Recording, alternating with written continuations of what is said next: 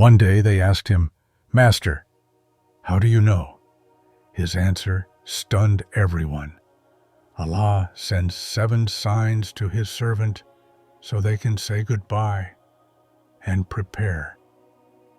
Here are those 7 signs. My dear friends, this video might unsettle you, but my goal is not to scare you, it's to prepare you. Because Ibn Arabi says, people say death comes suddenly. No, he says, Ar-Rahman loves his servant, so he sends signs so they can get ready. What I'm about to share comes from Ibn Arabi's Al-Futuhat al-Makkiyah and from his own spiritual witnessing. For hundreds of years, people have observed these signs. And yes, they are real. But know this first. Seeing these signs does not automatically mean death. Sometimes it's a warning. Sometimes it's preparation. Sometimes it's simply a spiritual test. Allah knows best. The first sign, your dreams change. Ibn Arabi says, the first thing a servant will notice when their time is near is that their dreams begin to change. What kind of change? Pay attention. You begin seeing your loved ones who have passed away, often. You see people in white clothing. You see yourself traveling, packing a bag, getting ready to leave. Dreams about water increase. Rivers, seas, crossing from one side to another. One murid shared this. Master, a week before my father passed, every night he saw my late grandfather. My grandfather kept saying, "Come now, it's time." And Ibn Arabi said, this is an invitation. The realm of souls prepares to welcome the soul that is coming. The second sign, returning to the past. Ibn Arabi says, when a servant's time draws near, they suddenly begin remembering their childhood. They start looking for old friends. They miss their hometown. Why does this happen? Ibn Arabi's explanation is powerful. When the soul is preparing to leave the body, it takes one last look at what it will leave behind in this world. It begins a kind of accounting. Who will I make peace with? Who do I need to say goodbye to? Who do I need to ask forgiveness from? So if, all of a sudden, your childhood memories become vivid, if you start calling people you haven't spoken to in years, if you keep thinking, I just want to see them one more time, if you get lost in old photos, this may be the second sign. But don't be afraid. Maybe it's simply the time to make things right. The third sign, the world starts to feel cold. This is one of Ibn Arabi's most striking observations. When a servant's time draws near, they begin to lose attachment to dunya. Pay attention. This is not depression. It's different. Things you used to care about start feeling meaningless. Money, possessions, status. You stop chasing them. You start saying, let it go, about almost everything. But you feel peaceful, not sad. One woman murid shared, my mother always kept her jewelry locked away. 5 days before she passed, she gave it all away. She said, what do I need this for? And Ibn Arabi says, when the soul begins to rise, it drops the weights of the world. The fourth sign, the feeling of farewell. This one is very special. Ibn Arabi says, The servant whose time is near begins to feel like they are doing everything for the last time. They pray with a deep khushu, as if it might be their last salah. They taste food as if it might be their last meal. They hug their loved ones as if it might be the last time they'll see them. They don't say goodbye, but somehow they still say goodbye. One of our brothers who lost his father once wrote, "That week, my father visited everyone, one by one. He never said farewell, but his embrace was different. Now I understand. He was saying goodbye." The fifth sign, a face filled with nur. Ibn Arabi makes a profound point. When a believer's time draws near, a nur appears on their face. What kind of nur? The face becomes calmer, more peaceful. There's a different light in the eyes, as if it's shining from within. People start saying, "You look so radiant. You look so beautiful." Why?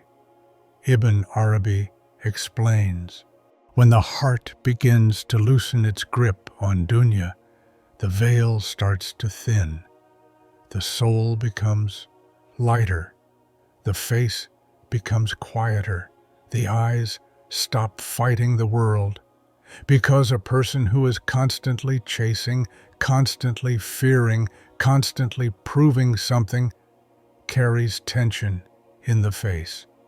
But when the servant starts to return to Allah with acceptance, that tension releases. So the nur people notice is not makeup, not youth, not a sudden change in health. It's something else. It's the calm of someone who is no longer arguing with Qadar, and if you've ever seen it, you know what I mean. A person who looks strangely peaceful, as if they're already halfway somewhere else, not cold, not distant, just settled. And Ibn Arabi says, this is one of the signs that shouldn't scare you. It should remind you, because the question is never, when will I die? The question is, what am I carrying into the next world? Now, the sixth sign, the heart becomes soft toward people. This is one of the most overlooked signs.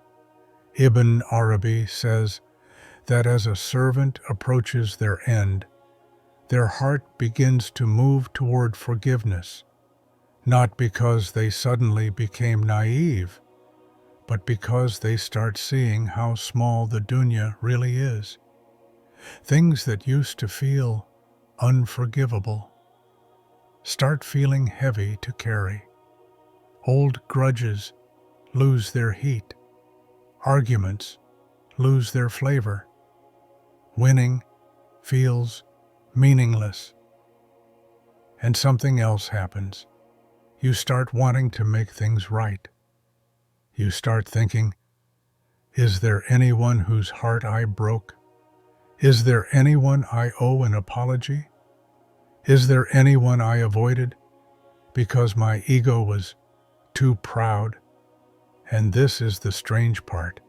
Sometimes the servant doesn't even say it out loud. They just begin to change their tone.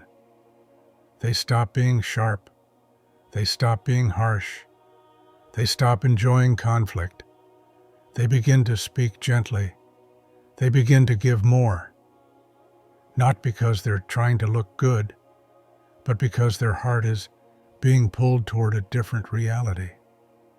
A murid once described it like this: my uncle was never the type to say sorry. He was strong, stubborn, proud. But that week, he called people. He asked forgiveness. He said, if I ever hurt you, forgive me. We thought he was just emotional. And then Days later, he was gone. When you hear stories like that, you realize sometimes Allah gives a servant the gift of cleaning their heart before they leave. Because nothing weighs more than Vum, and nothing frees a soul faster than forgiveness, both asking for it and giving it. So, if you suddenly feel your heart softening, if you suddenly feel tired of carrying bitterness, don't ignore it. It might be Allah opening a door for you, not necessarily because death is near, but because guidance is near. Now, the seventh sign, the servant's connection to worship, changes.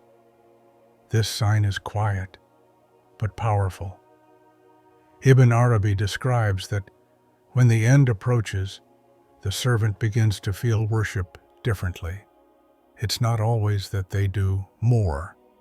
Sometimes it's that they do the same acts, but with a different qalb. The adhan hits differently. A single ayah shakes them. A simple dua makes them cry. They might start waking up before Fajr without trying. They might feel drawn to sujud in a way they never felt before. They might feel a strong desire to sit alone, not in sadness, but in preparation. And in that preparation, something changes. They start letting go of distractions. Not because someone told them this is haram or that is wrong, but because their taste changes. They don't want noise. They don't want useless talk. They don't want pointless scrolling. They don't want gatherings where Allah is forgotten. They start seeking silence, because silence becomes a place where the heart can hear.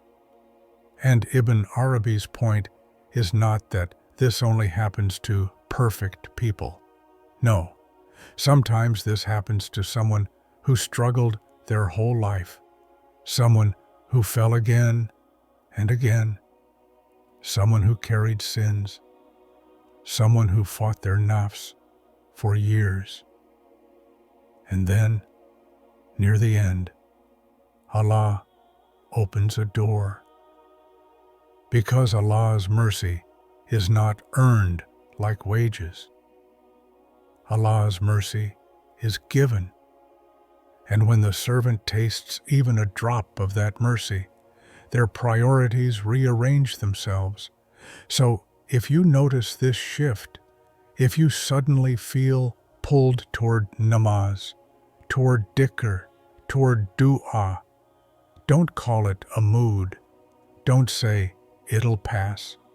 Hold on to it, because whether it is a sign of leaving or a sign of returning, either way, it's al-khair. And now, my dear friends, let me say something clearly, so no one misunderstands this video. These signs are not a death prediction. Ibn Arabi is not teaching us superstition. He is teaching us awareness, because people live as if they have endless time. And then death comes, and everything becomes wadih. But the wise person does not wait for death to become aware. The wise person becomes aware now. So, if you heard these signs and felt fear, turn that fear into dua. If you felt anxiety, turn it into tawbah. If you felt sadness, turn it into islar. Because the goal is not to become obsessed with the last 7 days. The goal is to live in a way that makes your last 7 days peaceful. And now, before we end, I want to leave you with a short reminder in the spirit of Ibn Arabi's wisdom. The real sign is not in your dreams. The real sign is not on your face. The real sign is not in the way you feel about dunya. The real sign is this. Are you ready to meet Allah with a qalb that is clean? Because death is not the end of life. It is the beginning of meeting, and the one who prepares with sincerity does not lose. Now, let me make a dua for you and for myself. Allahumma, do not let us be among those who remember you only when fear arrives. Make us among those who remember you when life is calm. Allahumma, forgive our hidden sins and our public sins. Forgive what we did knowingly and what we did without realizing. Heal the hearts we broke, and heal our hearts from what broke us. Make our akhirat better than our dunya. And when our time comes, let our last words be words that please you. Let our last larvat be filled with nur, and let us meet you while you are pleased with us. Amin. And if this kind of content speaks to your heart, stay close with us here on Ibn Arabi's Legacy.